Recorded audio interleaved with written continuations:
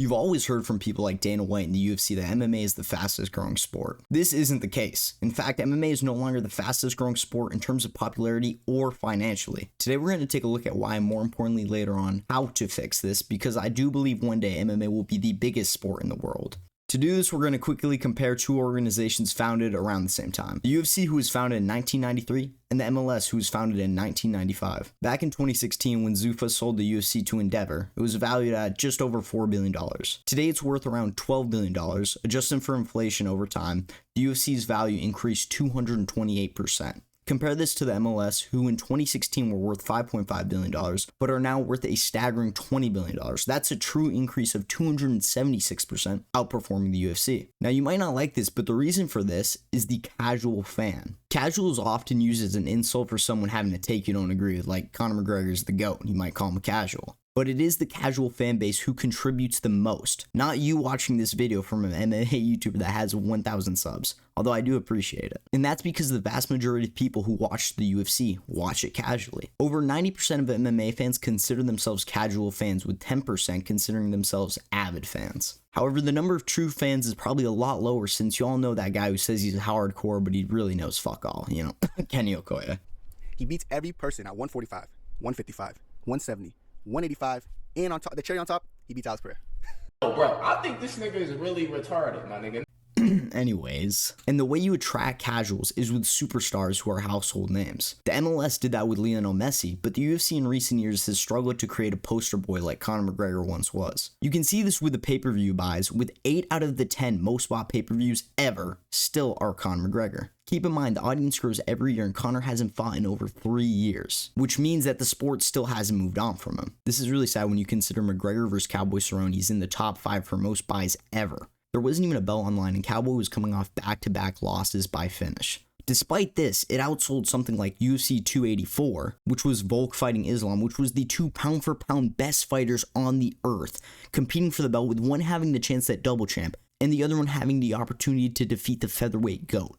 UFC 284 only did around 600,000 buys, meaning McGregor with Cowboy as his fucking partner sold double the pay-per-views. And before you comment about how pay-per-view is inaccurate because more people stream now, that's true, but it's a marginal difference. Most people who are buying the pay-per-view don't even know about that shit. Another way you can see this is by looking at the long-term follower count for the UFC. For this, we're going to be looking at the Instagram.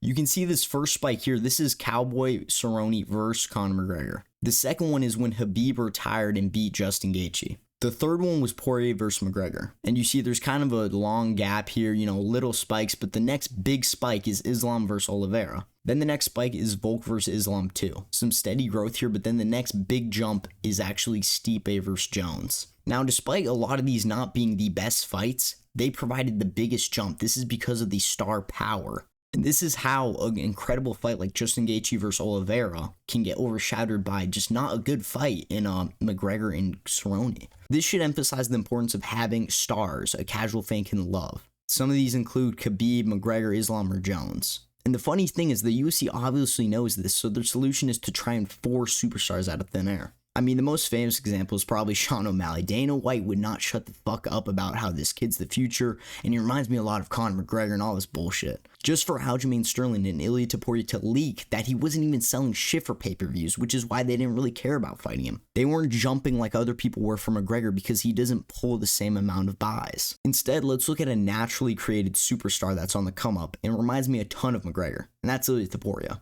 Both are extremely exciting fighters who finish and back up what they said, and both had their country supporting their rise to fame. And a quick note, I'm half Spanish, I go visit family there. This guy is massive in Spain, I can't overstate this enough. Like, everyone in their mom knows who he is. He is a bona fide superstar in a market that really doesn't have any other fighters. And that's a good sign if you're a superstar, if you transcend the sport, if a non-MMA fan knows who you are. Now, Ilia didn't get Dana White to glaze him. Instead, he made a name for himself by talking a lot of shit against Volk, against Max, and then backing it all up, which a lot of people thought he couldn't do. Now he could possibly have the biggest fight in the history of the UFC against Islam. Once again, you can't force a superstar. They're just naturally created. So we've covered why having superstars is so important and what not to do. Let's talk about how to make some superstars. First of all, the superstar needs at least one of these things, and ideally two: a polarizing personality or brand, or an extremely exciting fighting style. If you could imagine the perfect superstar, just think of Conor McGregor's shit talking mixed with Alex Pereira's fighting style in the cage. No one's gonna care about you if you don't got anything for them to either love or hate. But this is where the UFC is massively failing, and it's in promoting people that fit these categories. Some things that the UFC needs to bring back are interviewing both fighters after the fight. This includes the winner and losers. This leads to classic moments like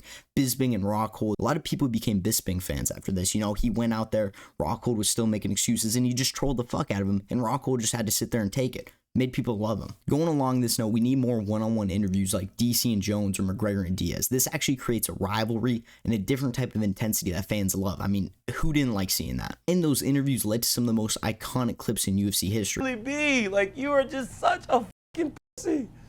I wish they would let me next door so I can spit in your face. You know I would absolutely kill you if you ever did something like that, You right? could never kill me. Oh, I bet you I could. Then you should try, John. You really should try, John. No, I would literally kill you if you spit in my face. Keeping up this trend, we need the reporters to grow some balls and ask fighters tougher questions that can create these moments. Instead of asking, oh, how does it feel for the fans to cheer for you? Or what does a win do for your career? Like, what the fuck do you think they're going to say? Oh, I hate when the fans cheer for me. A win isn't going to do shit. It doesn't matter if I'm a champ. Instead, ask about how the two styles match up, or bring up something the other fighter said to create a dialogue, to create an interaction, to create tension. That's what you need. And this isn't a major one, but this still needs to be addressed and fixed. We need to abolish the Apex. I'm so sick of this thing, and it's the quickest way to kill hype. I mean, why was a #1 contender fight in a banger in front of a fucking empty arena? I'm talking about Brandon Royval versus Tatsuri Taira. People are always complaining about why flyweight sucks. Maybe because when you have an exciting guy like Royval who could be fighting for a belt and is also good on the mic, you stick him on a shit card that no one cares about in front of an empty arena. It makes the fight feel like an early prelim. It takes all the hype away. No one cares. The UFC can't afford to just keep wasting potential stars with shitty marketing. And we do have some stars, but I'll just say this. It's a bad sign that Charles Oliveira and Alex Pereira are both top stars right now because they can't even speak English. And that's not to discredit Charles or Pereira. It's just a fact. I mean, how is everyone else so boring? Two guys who can't speak our language get us more excited. It's because of the UFC's marketing. To sum up this video, the UFC's growth isn't dead. The sport's not going to die. I'm not trying to say that. But the growth has definitely slowed because they can't attract the casual fans. They can't attract true casuals because there is no star power. They have no star power because they can't market any fucking fighters. They can fix their marketing by creating tension and interesting moments that get the fans engaged. So to sum it up, yes, Dana White, I will consider your job offer, but I can't guarantee, I'm kind of balling out right now. Also, quick apologies, sorry for ghosting on this channel. I just had to make sure I wasn't failing out of my classes in college and shit. But now that we're on that, we're back. We're going hard. By the time you're seeing this video, I should already have 2 videos that are ready to release. But make sure you comment any other video ideas because I'm more than happy to make some shit, bro. I'm just hyped. So if the video is kind of bad, it's because I'm rusty. We'll get better. You know how it is. Thank you so much for watching. Make sure you smack that subscribe button. And until next time, it's John Does MMA.